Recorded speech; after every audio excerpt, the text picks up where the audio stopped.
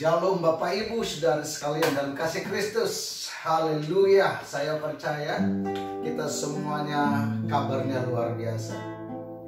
Amin, amin. Sesuai dengan janji saya Bapak Ibu bahwa 10 hari ke depan dari mulai startnya Pentakosta Day untuk memberitahukan hal-hal penting tentang Roh Kudus secara praktis. Renungan singkat lewat video ini kiranya kita bisa diberkati dan semuanya kita di dalam kekuatan kemenangan demi kemenangan. Mari Bapak Ibu Saudara kita sembah Tuhan dulu. Kita angkat pujian haleluya, haleluya, haleluya, amin, haleluya, haleluya. Sembah dia Tuhan Yesus. Haleluya, haleluya, amin, haleluya, haleluya, haleluya,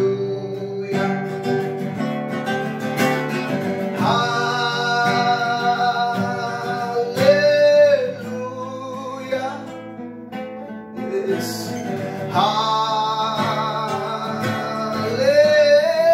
oh, haleluya,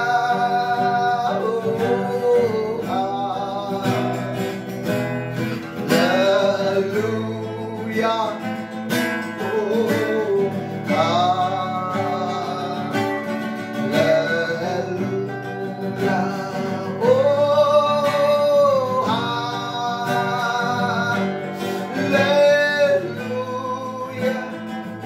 yes, haleluya,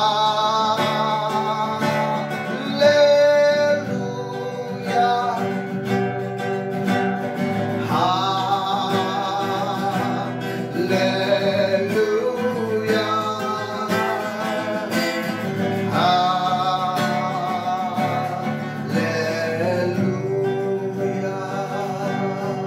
Kami sembah Engkau Tuhan, kami puji Engkau Allah. Sungguh Engkau baik, tiada yang seperti-Mu, Roh Kudus.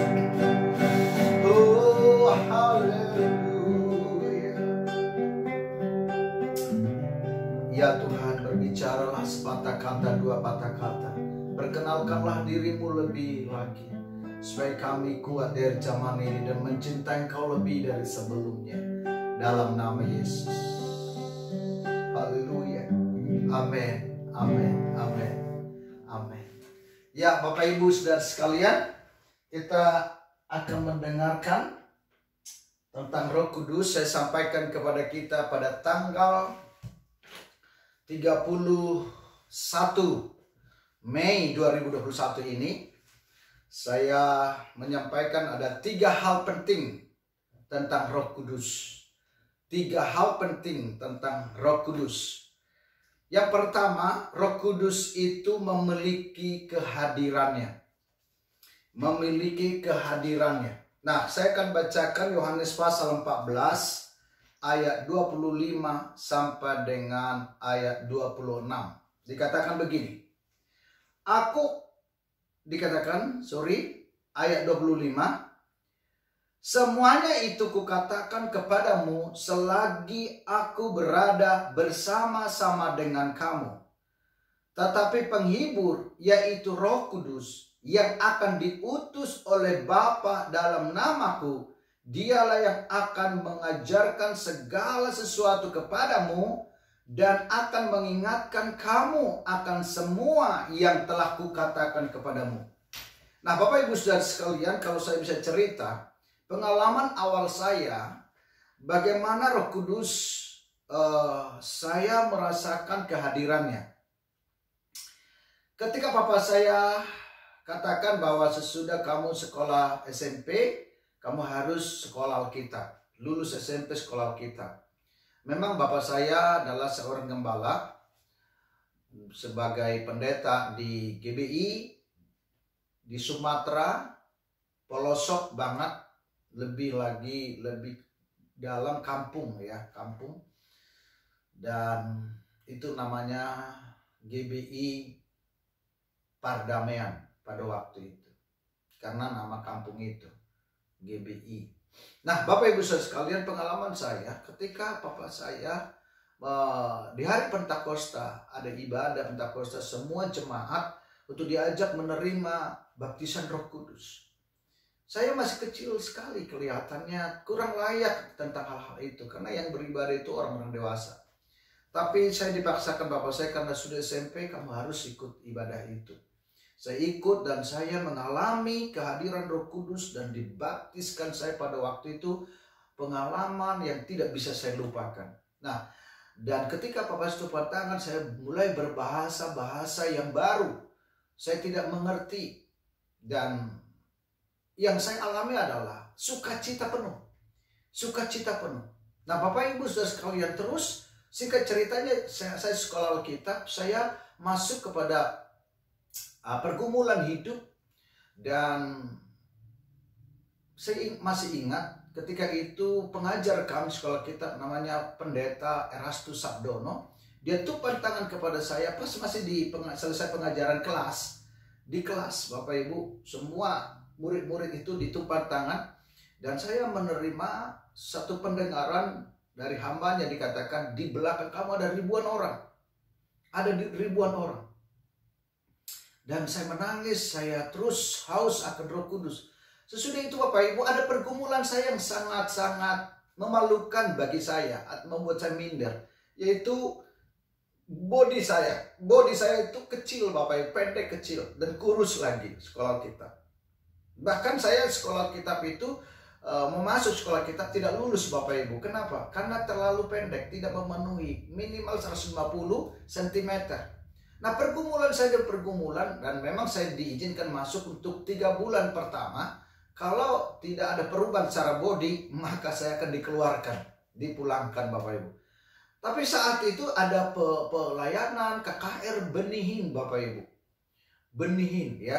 Ketika dikatakan siapa yang mau mengalami, merasakan hadirat Tuhan. Lewat pergumulan saya supaya saya bisa tinggi, mujizat tinggi Bapak Ibu ini ya kan.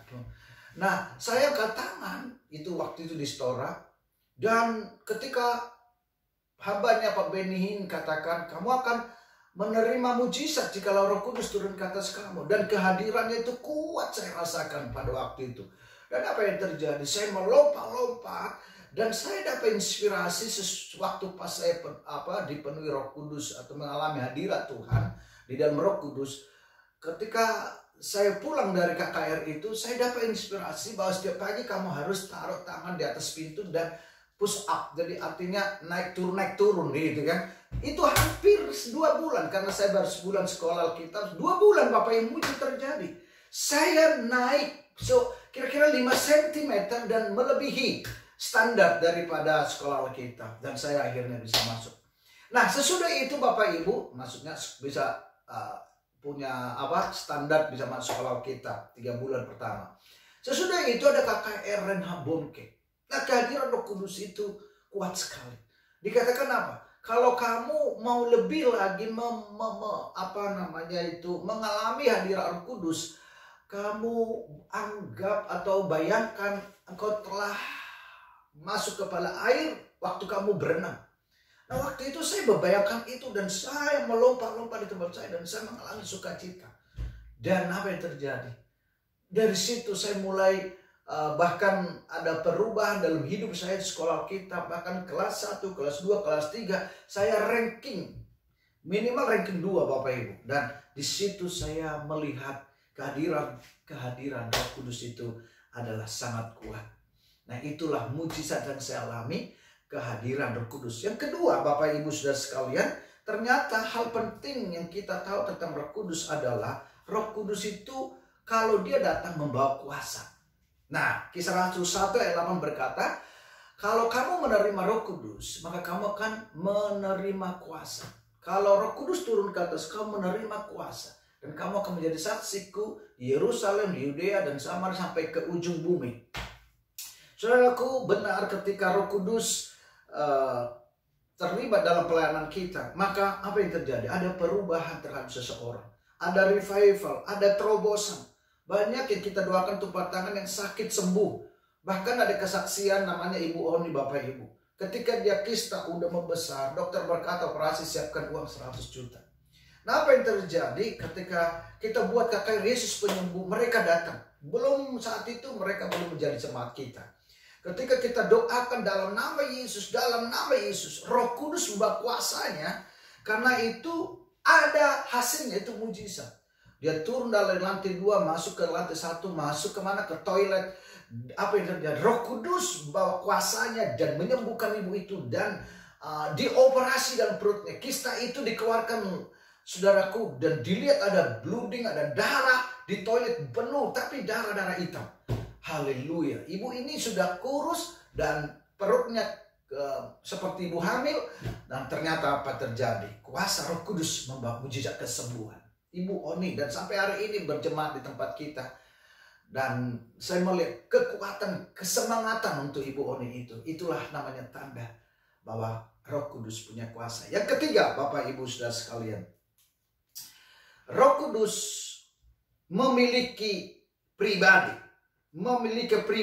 Saya coba lihat Yohanes 14 ayat 16. Dikatakan, aku akan minta kepada Bapa, dan ia akan memberikan kepadamu seorang penolong yang lain, supaya ia menyertai kamu selama-lamanya. Seorang berarti memiliki pribadi. Ia seperti api, Roh Kudus itu seperti api, tapi bukan api, Bapak Ibu. Simbol-simbol Roh Kudus, kita kemarin saya sudah sampaikan ada 7 simbol Roh Kudus, hari ke-6. Ini kita hari yang ke-7. Bahwa Bapak Ibu, simbol Roh Kudus api. Roh Kudus bukan api, tapi dia seperti api. Dikatakan simbol Roh Kudus, lambang Roh Kudus adalah seperti merpati. Tapi Roh Kudus bukan merpati, bukan burung, Bapak Ibu. Dia seperti angin, tapi Roh Kudus bukan angin. Nah, dia hanya lambang saja.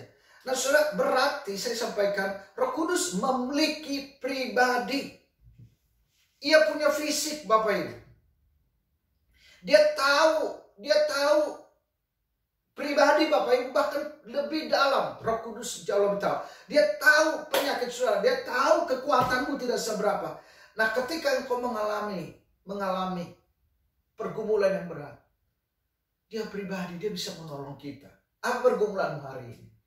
Dia hadir seperti pribadi. Saudara melihat, ya, body saya ada, tapi Roh Kudus memang gak kelihatan, tapi dia ada pribadi. Dia punya perasaan, dia punya pikiran, dia punya kekuatan, dia punya fisik. Dan dikatakan seberapapun masalahmu, ia terlalu kuat untuk mengangkat engkau, menolong kita. Nah, Bapak Ibu Saudara sekalian, ini hal yang luar biasa. Engkau butuh Roh Kudus hari-hari ini untuk lebih kuat mengenal Tuhan dan memenangkan barisan-barisan perjalanan kita ke depan sampai Yesus datang kedua kali. Saudaraku, ayat yang terakhir saya akan baca untuk kita, Roma 15 ayat 13. Dikatakan begini, Roma 15 ayat 13, saya bacakan untuk kita.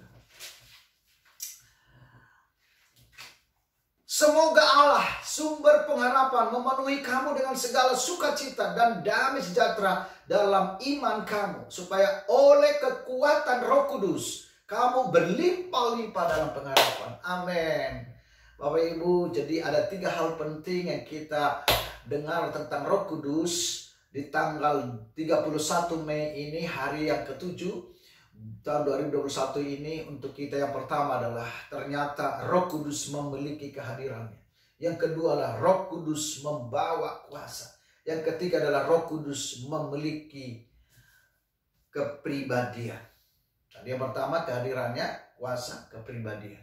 Kiranya Tuhan Yesus menolong kita semua. Mari kita berdoa. Bapa di sorga, Allah yang kusembah, dalam nama Yesus Kristus, kami berdoa untuk jemaat-Mu. Beri kekuatan, pertolongan Roh Kudus, Engkau hadirlah kepada mereka. Biar kiranya Engkau tolong mereka. Biar di saat-saat kelemahan kami tidak mampu, kekuatan kami tidak mampu, kekuatan Roh Kudus mampu memberikan mujizat. Kemampuan itulah yang kami terima dari Roh Kudus, supaya kami terus kuat menjelang kedatangan-Mu yang kedua kali. Bapa, mau berdoa untuk kiranya jemaat-Mu, Trust Spirit dan cabang-cabang, biar kiranya tidak disentuh corona. Tuhan, tolong ketika mereka kerja membawa hasil, dan semua di dalam damai sejahtera seperti firman-Mu dalam kekuatan Roh Kudus. Haleluya, dalam nama Yesus. Yang percaya katakan amin. Tuhan Yesus memberkati kita semua. Shalom.